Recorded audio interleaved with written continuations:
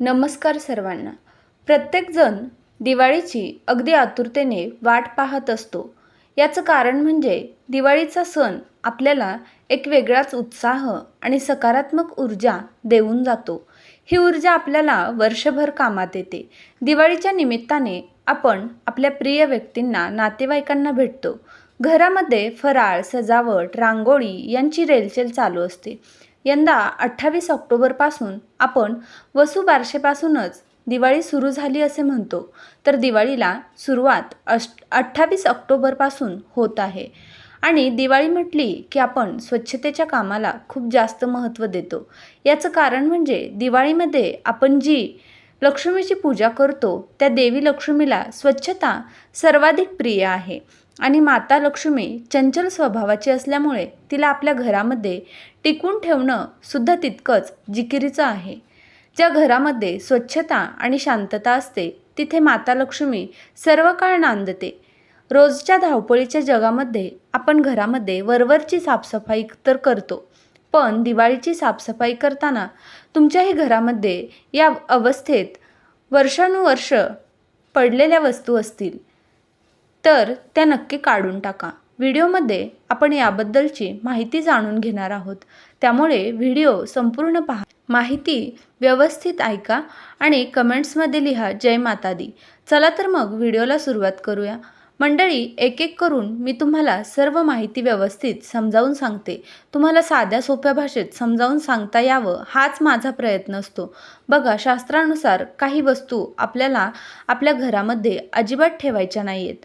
आता आपली दिवाळीच्या स्वच्छतेची तयारी सुरू होईल, तर त्या निमित्ताने आपल्याला काय करायचं आहे? आपल्या घरामध्ये असणाऱ्या तुटलेल्या सर्व वस्तू आपल्याला काढून टाकायच्या आहेत. ते अजिबात वापरायच्या नाहीत.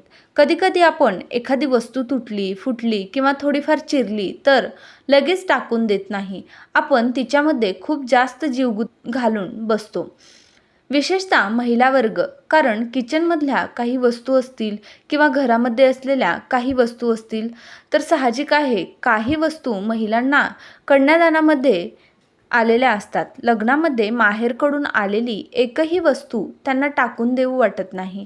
किंवा मग कधीकधी असंही असतं की आपण स्वतःच्या कष्टाने, स्वतःच्या पैशाने म्हणजे खूप जास्त मेहनतीने एखादी वस्तू घेतलेली असते.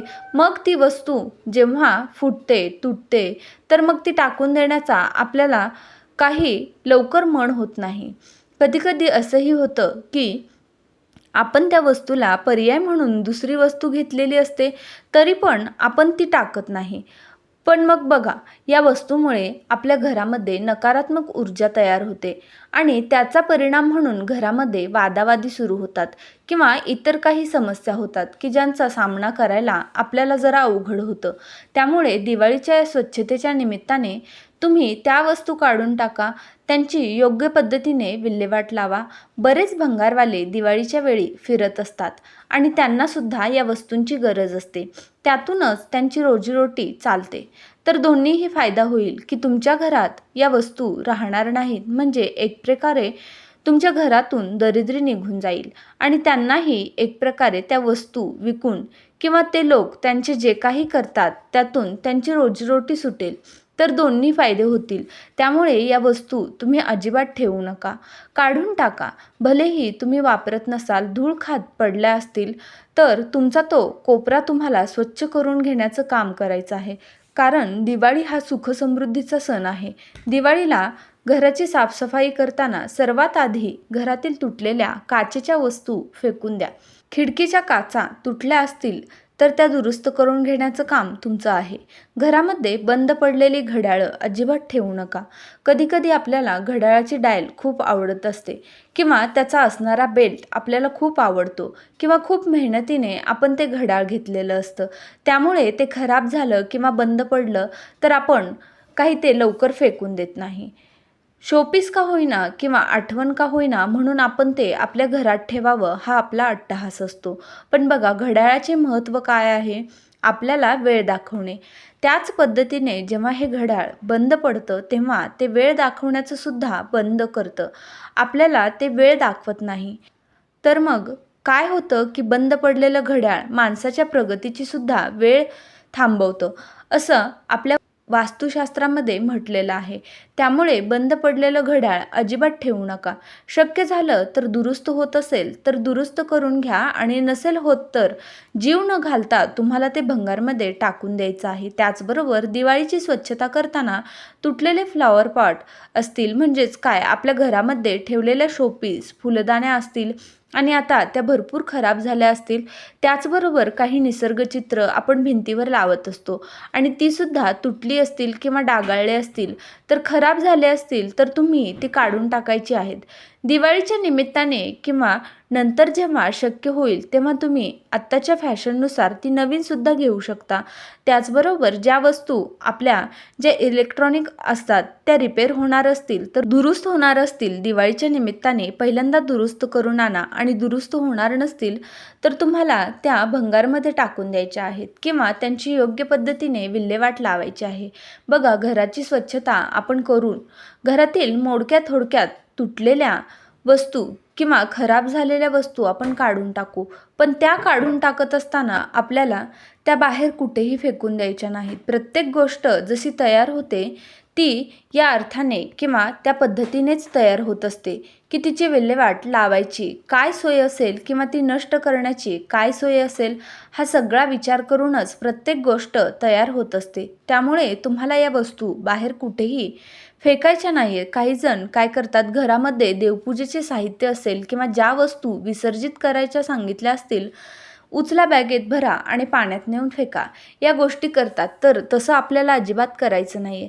तुम्ही 2 पावलं चालतात किंवा योग्य शोध घेतला तर या वस्तू किंवा कोणाला तरी त्या दिल्यामुळे त्यांचीसुद्धा रोजीरोटी चालणार आहे, त्यांचीसुद्धा दिवाळी साजरी होणार आहे. त्यामुळे गोष्टी फेकताना किंवा त्या बाहेर टाकताना तुम्हाला योग्य पद्धतीने टाकायचे आहे, हे मात्र लक्षात ठेवा.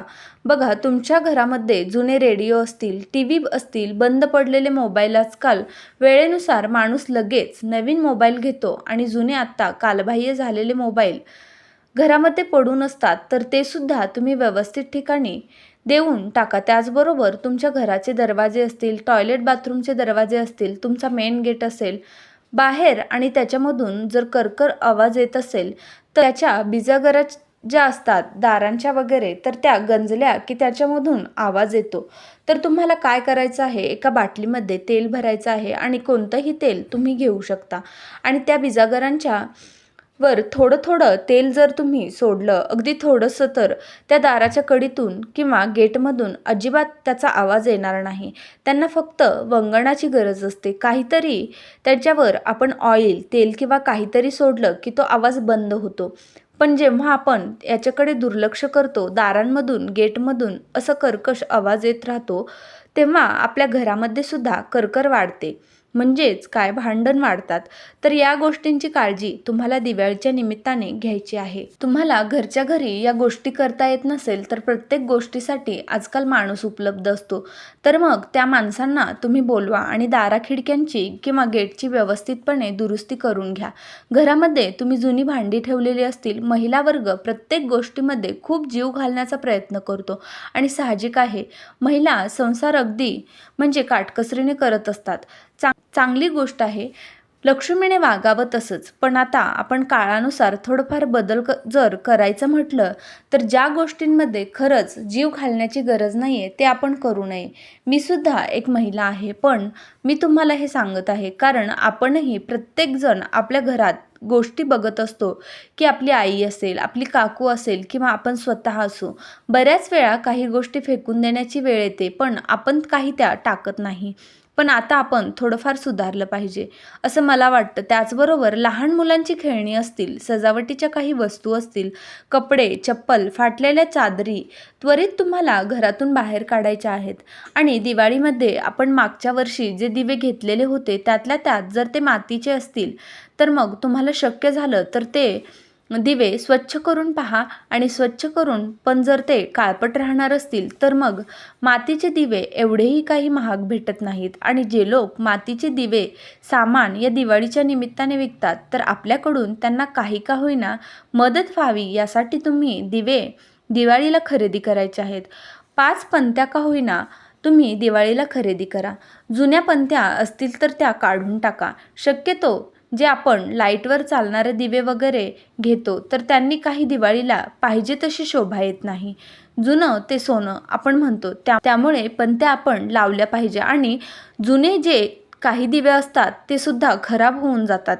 ते पण असेच बनवले जातात की प्रत्येक दिवाळीमध्ये दिवाळी येईल तेव्हा आपण ते नवीन घेतले पाहिजे. तर त्यानुसार तुम्ही जुने खराब झालेले लाईटवरचे दिवे सुद्धा काढून टाकायचे आहेत. त्यानंतर अजून एक महत्त्वाची गोष्ट, आपल्या घरामध्ये धनाचं, पैशाचं, घराचं, कागदपत्रांचं एवढंच काय, प्रवास करताना आपल्या सामानांचं संरक्षण करण्यासाठी आपण कुलपाशी मदत घेतो.